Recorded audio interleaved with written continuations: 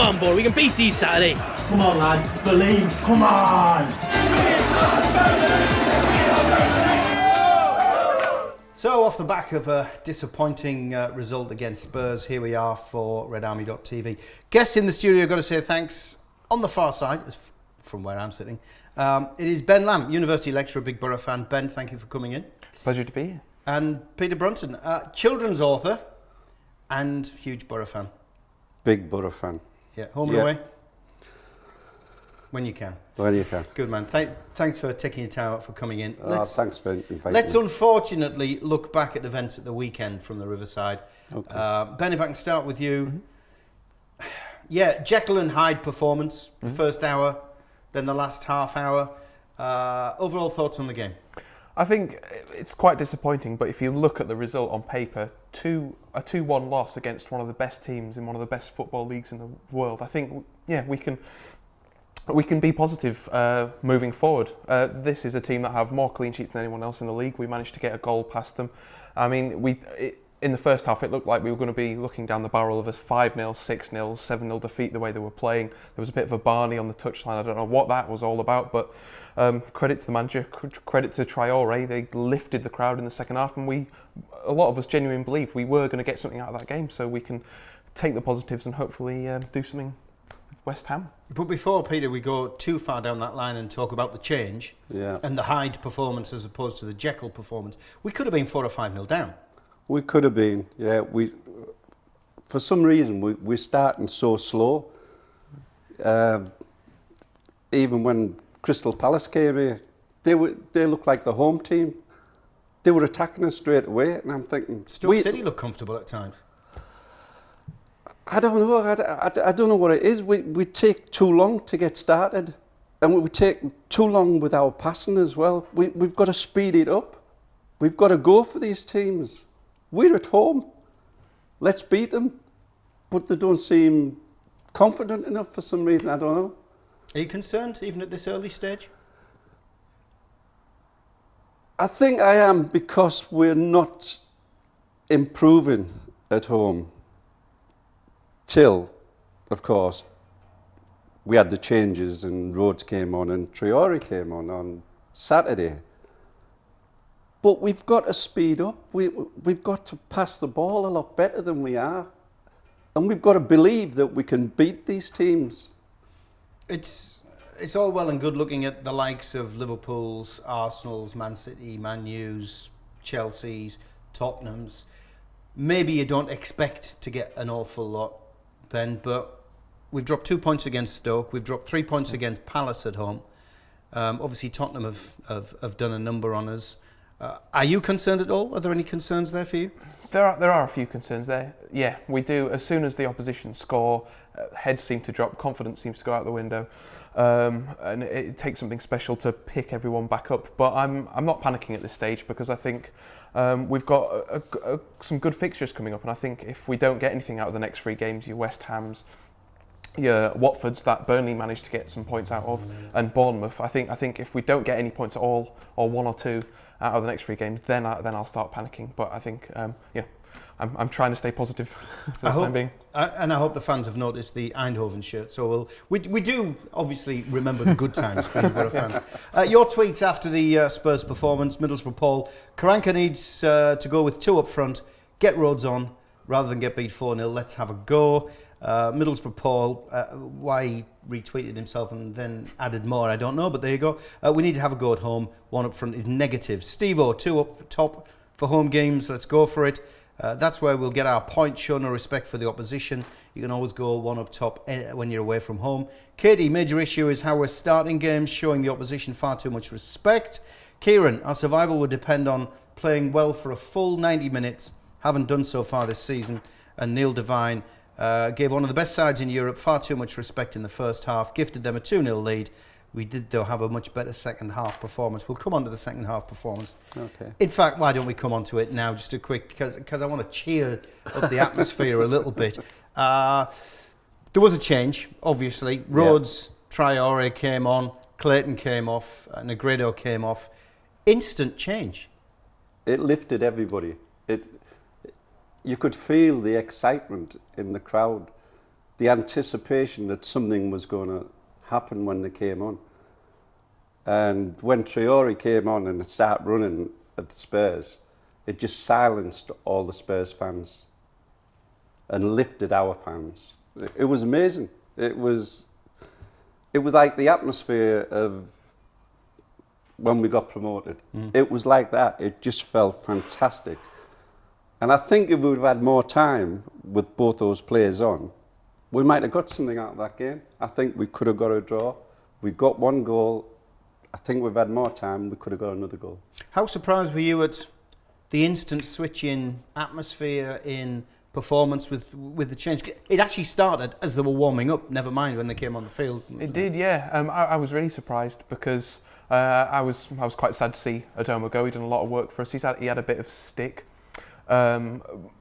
initially before he left. But I think he did a lot of good work for us. He led to the Negredo goal, and Traore is seen as his replacement. And a lot of us weren't too sure what to expect. He struggled to get into a struggling Villa side, but as soon as his first touch of the ball, he took out the whole 11 players almost, and he went from our 6-yard box all the way to theirs pretty much. And it woke everyone up. We were all sort of people going to the bar. People hadn't come back into their seat yet. It was starting to nod off a bit. It was like, oh God, our players can run at the opposition. They don't have to. Every time there was a counter attack before he came on, it would always end up being a defensive move. So it was just great to have someone to have the confidence, strength, and pace to say, come on, lads, we can actually do this. So it was great. Yeah. The best thing was a lot of people actually left at half time. Can you believe that? So you missed that. Yabu sucks. More thoughts from yourselves on video this time. Our busy team of Mark, Liam, and Daniel have been out with the cameras. Here are your fan rants. Cranker won't change his team tactics, and that's what's letting us down. Second half, if we play more like that, good things will come. Lovely. Disappointing first half. Gave us 2 halves. First half just looked like clueless, didn't have a clue what they're doing. Second half, changes made, bit of pace, and that's what changed the game. Second half was absolutely fantastic. I mean, we don't fear anybody when we play like that. Just to make them substitutions and made such a change. In the 46th minute, it's too late. You can't do that in the Prem. It's too serious. Poor first half because they got 2. Second half, I thought it was quite good with the score, but in the end, it was quite disappointing. So just to wrap everything up on the Spurs game, let's catch Joe's eye. Yeah, Joe always casts an eye over Borough performances for us. Here's Joe Nicholson and his match report. Even before Middlesbrough's 2-1 defeat against Tottenham last Saturday, I think most Borough fans kind of expected a very tough game against an in-form Spurs side. However, we really do need to start picking up points, especially at home, even against the better sides in this division if we are to stay clear of the relegation zone. Once again, it was the manner that Borough fell 2-0 behind after just 23 minutes that was the really disappointing thing about this game. 2 goals from the South Korean striker Son Heung-min. And even though the defending could have been questioned, they were 2 goals that you wouldn't really expect Championship teams to be scoring against Borough last season because they didn't really possess the same quality, especially for the second goal, which was an absolute cracker from Son. But at this level, once again, we're seeing that little mistakes are getting punished and Borough will really have to try and iron those out in the games to come. They did improve in the second half when Ben Gibson halved the deficit when he headed in Stuart Downing's free kick, and the introduction of Adama Traore looked very promising. He looks like he could be a good signing after signing from Aston Villa in the summer. But ultimately, Borough's sluggish start cost them, and they will have to improve in the future games, starting with this weekend's game against West Ham. Thanks for that, Joe. Fellas, just to wrap it all up, one thing that did come out of the game positively was how much the Spurs fans were impressed with the atmosphere at the Riverside. A couple of messages here. Sam Loughran, who's a Spurs fan, is quoting Pochettino saying, outside of White Hart Lane, the Riverside has the best atmosphere of any ground in the Premier League. It surprised me. And we did get a message from Trevor Marks, who's a Spurs fan, who said, I'm a Spurs fan on my way back to London after my first visit to the Riverside. I'd just like to say that your supporters were a credit to your club today. They pretty much sang throughout. Sincerely, believe your team have enough to stay up. I hope they do. Great atmosphere, considering you're 2-0 down. Yeah, unbelievable. I think it's important that we remember a couple of years ago we were getting criticised for the amount of people we were actually managing to attract into the stadium. Now we're having a full house every week, and Pochettino is praising us. It wasn't that long ago cameras were staring at the empty spaces you used to get in the East Stand, and Phil Brown and other sort of commentators were poking fun at us. But now no one's laughing at us for our support anymore. They're actually enjoying it and want to get involved, even the opposition. I think that's great. Yeah, fantastic stuff. So we'll move on from there. Interesting, we pointed out earlier your Eindhoven shirt, and I'm so pleased you wore it, because that throws us perfectly into our little Borough feature that we do every week. On this occasion, our roving reporter Peter Hodgson has been out and about, and he's caught up with Gordon Rees. He's a fan who's got more shirts than the football club and the training ground put together. Here he is with his favourites. In 1986, my brother had an accident, and I wrote a letter to Willie Madron, who, when I went down to ask Willie Madron if he would send some players to visit my brother, I got told that he'd been sacked.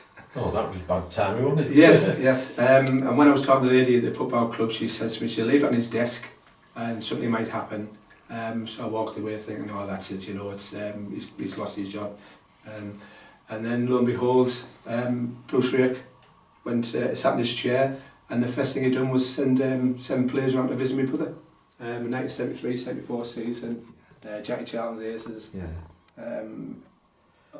And so all the guys are on there as well. So everyone, just about. Pat Cuff, Peter Bryan, Stuart Bone, Frankie Spraggan, Alan Foggan, everybody. Ian McFarlane, Ali Smith, Big Ian, Big John Hicton. Fantastic. My favourite player of all time. Big John. Yeah, I think you're in good company there. Yeah. A lot of people have John as a favourite player. Third one would have to be one of the best FA Cup matches I've seen at Ayresome Park.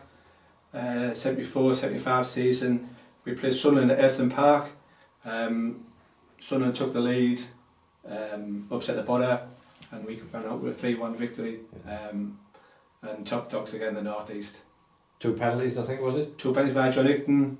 John. Yeah, I think David Mills got brought down both times. That's right. I've got the Sports Gazette cover of the day when we beat them 3-1 at Ayresome Park. Yeah. As well as the match tickets. So I would say that's my favourite cup match. Yeah. What was your favourite match then? It would have to be the Sheffield Wednesday match when we won 8-0. Yeah. Had everything. And that then was good. Samuels's hat-trick. He's won an only hat-trick. Yeah. And we presented with the trophy and everything else that went with it that day. A fantastic day. And it was the first day I went to the Aldgate that match. Was it? Yeah, my dad took me to the Aldgate. So I was always in the boys' end, and then that was my first day in the Aldgate that year. Summer of '86, when we didn't really know if we would have a football club. It was on, it was off. It was on, it was off. There was even talk about us starting the football in the conference or the whatever league it was going to be. Colin Henderson said, we don't know what's going to happen. And at the 11th hour we were saved, and we played at Hartlepool at 6:30 kick-off. So yeah, this is special. This is a special share for every Borough fan, no matter the age, whether they've just started going to Riverside or from Ayresome Park. This means a lot to everybody because of what it stands for. Another one, and this is a day which I think many of us thought we'd never see. Middlesbrough Football Club walking out of Wembley, led by Tony Mowbray, a Borough legend, always will be. Unfortunately, he couldn't play the game, but the next best thing, he led the team out to on the hallowed turf. It's Tony Mowbray's number 4 shirt, and as I mentioned, in 1986, when it was back to the wall, face adversity, and will we survive? Bruce Rake said that if he had one person to take the moon, it would be Tony Mowbray, which Flying in the Moon, the fanzine is born from it, and he was everything what we needed then and more. Fantastic stuff there, the collection that Gordon's got, and thanks to Peter for going and asking the questions. More on the Borough, and we're going to be looking forward to what's coming up at the weekend. West Ham, of course, a trip to the Olympic Stadium.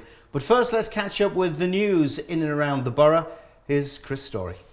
We start RedArmy News with an update on the Matchday Parking Initiative, and it was good to see the new facility for Borough fans at the Navigation pub being well used. Over 70 cars parked on the recently prepared secured site for the Spurs game, with many more asking for details for the Watford game. Cars can park secured and watched over by stewards for a £5 a car at the site, which is only 3 minutes walk from the Riverside Stadium. Season tickets will be available on site for £70 for the remainder of the season. The MFC Foundation has benefited to the tune of over £500 after a fundraising effort at Rockcliffe Hall saw Borough lad Chris Kamara and Sky Sports colleague Charlie Nicholas make an appearance. On top of this, Rockcliffe Hall is to make a further donation to the foundation from every afternoon tea that is purchased. Finally, bear a thought for lifelong Borough fan Diane Schofield, who lost a bet with a Spurs supporting buddy. The bet was for a fan whose team lost that weekend had to wear the other team's footy top. As you can see, Diane lived up to her side of the wager and reckons she hasn't stopped scratching since. And don't forget, if you have any news at all, you can drop it into us here. The email address is studio@redarmy.tv, or you can do it via social media at Borough Red Army. Thanks for that, Chris. And you do feel real sorry for Diane. Fancy having to wear a Tottenham shirt. Not something I'd do, though I did have to wear a Sunderland shirt once, but I did put a sticking plaster over the badge. I could not be seen wearing that badge. Sorry, Sunderland. Quick emails come in from Gary Hind in Prague. He's a jockey, big Borough fan. He said, love the show, watch all the time. The manager I trust and appreciate. I believe to date he has had the correct tactics in a cautious defensive style. I do feel he will at some point have to be more adventurous, though, in attack. The question is, how will he cope with perhaps that change to what is a natural style? After listening to Terry last week, for instance, after the Everton game, his comments went unchallenged. It's very easy to sit there and talk about the days of Brian Robson. To bring in players like he did is now probably financially impossible for the Borough. He then goes on to talk about, would we rather get beat by 3, 4 or 5 goals or adopt what is obviously a Karanka approach of defending more. Thanks for that one, Gary. If you'd like to get in touch, all you've got to do is send us an email, studio@redarmy.tv. That's studio@redarmy.tv. We've also had people contact us and say, hey, it's been all blokes. Where are the girls? Well, we do have girls on Teesside, fellas. I'm sure you've seen them. Yeah. So, by popular demand, our first female performance, our first female appearance on RedArmy.tv, we have the voluptuous, I can't even say the word, Sally. Come on in, Sally. Come and pay us a visit. Here comes Sally, especially on RedArmy.tv. What on earth is that? Is that for your appearance? Thank you. It's the only way, apparently, we can get a female on the show. I love it. Actually, there is... I don't trust you standing there with that thing. There is a serious part of this. Pick them up. Let's have a look at them. Come on, Peter. Peter, we mentioned, is a big Borough fan, but he's also an author of children's books. Sally the Seal, the oil rig seal. Come on, tell us about it very quickly. Where did it come from? Well, I was actually working on an oil rig, the Buck and Alpha, and a seal used to visit the rig all the time, and my mates used to say, oh, it comes back all the time, the same seal. And I thought, well, that's a nice little story for my kids. So I wrote the story, and then I was working with a diver that liked to do illustrations, so he illustrated it for me. And my kids used to like to sing and dance, so I wrote a little song on the back. And that was the first story, Sally the Oil Rig Seal. Fantastic. And the audio version, the first of the audio version of the books, is out? Yes, you can download it from Bandcamp. Me telling the stories, and I put a band together with friends of mine, and they sing the songs and play the songs. So we do the 3 stories and the 3 songs, and there's a CD coming out on Friday. Fantastic. Well, good luck with that. Anybody wants to know more about Sally the Oil Rig Seal? Thanks, Sal. Keep an eye on you. All you got to do is contact us here at redarmy.tv. We'll put you in touch with Peter and give you all the details that you need as I drop my notes on the floor. See? It's almost live. Fellas, let's look ahead. West Ham. I'd like to paint a nice, fluffy, bright picture, Ben, because it was pointed out to me during the week that the Borough had a pretty good record when they moved into the Riverside Stadium in '95. Yeah. We did. I did some digging, can you believe? I did some research. We do put some effort in. What I can't do, though, is hold my pieces of paper. So I keep dropping them on the floor. The research was pretty good. It turns out that the Borough, out of the current Premier League lot, the 20 clubs in the Premier League, The Borough has the most positive, the best record to a start in an inaugural season of a brand new stadium opening in the Premier League. Right. We won 5 and drew 2 in our first 7 games. West Ham, by comparison, have the worst record. They've won 3, lost 4. Does that, Ben, fill you full of the joys of spring as we attempt to go down to the Olympic Stadium? It does. I think we need to kick them while they're down, really. The fans don't seem to be... I mean, there was fans actually fighting amongst themselves in the stadium. You hear a lot about how the atmosphere isn't as great as it used to be. I've done a bit of research as well, and it turns out they've let in more goals than any other side. So if we're really going to use Traore and be more positive and use more attacking style, like you say, now's the time to do it. Now's as good a time as any. So, yeah, I'm looking forward to it. Are you a stats man, Peter? Would you read into them and think, yeah, that's it for us then? Yeah, we should go for the juggler. We should, like you said, beat them while they're down. Just go there and batter them, I hope. Nice choice of words, by the way, by the author. We had a poll during the week, immediately after the Jekyll and Hyde performance. We stuck up the big question: should Rhodes and should Traore both start? Phenomenal amount of votes coming in on that. Turns out over 70% of fans said yes, start both of them. Just a couple of percent said no, stick them both on the bench again. Should they start, Peter? Yes, I think so, because West Ham wouldn't expect it. They wouldn't expect us to go for them straight from the off. Yeah, I'd start them, yeah. Would you, Ben? Yeah, definitely. Why not? What have we got to lose now? We've tried our usual sort of tactics. Let's do, like you say, let's do something different. Let's surprise them. I mean, Jordan Rhodes, he could be the new Bernie Slaving in waiting. We don't know. He just hasn't had the game time. So let's give him the space and time to prove it. Yeah. No Ayrton Park fence though for Jordan to jump on and celebrate in front of the old gate end. You think the same as well. Poor first half, better in the second, says Paul David McCulloch. Rhodes up front is more mobile. Traore is a speed merchant. Andy Clash fan, we need to give Rhodes a go now. Let's see if he can make a difference. I'm all for giving the lads some games, especially from the start. Stephen Jackson, if Arbeloa is playing next week, I'd target that flank by putting Traore on the wing. Yeah. Interesting tactic. Russ, Traore's pace is ridiculous.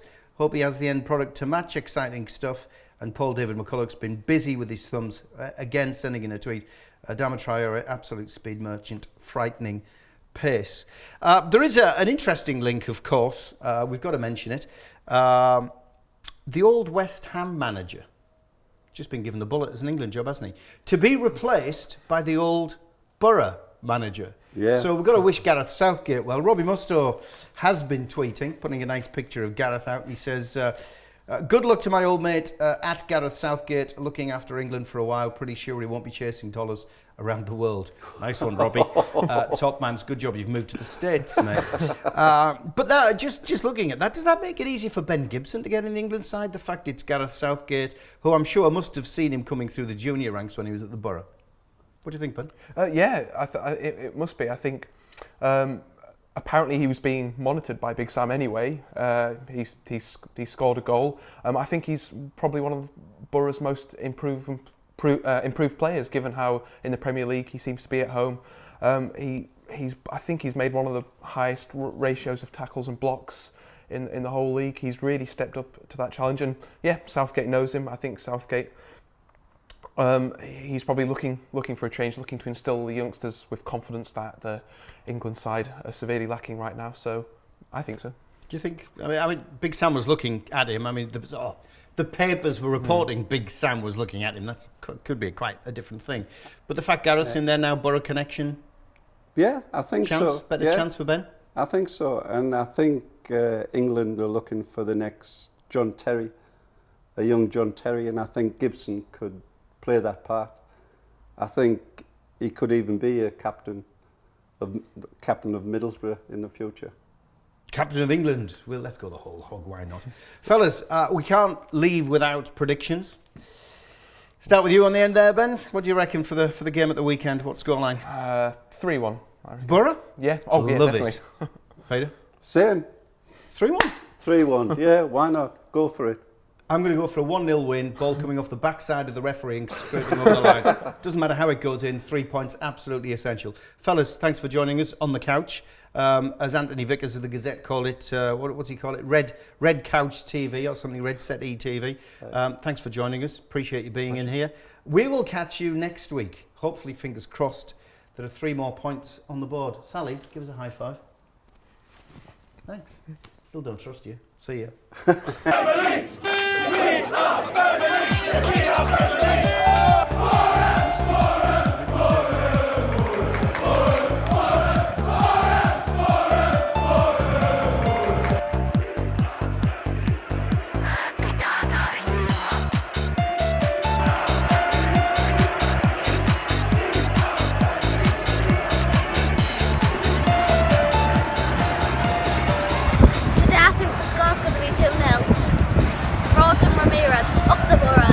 Come on, boy, we can beat these Saturday.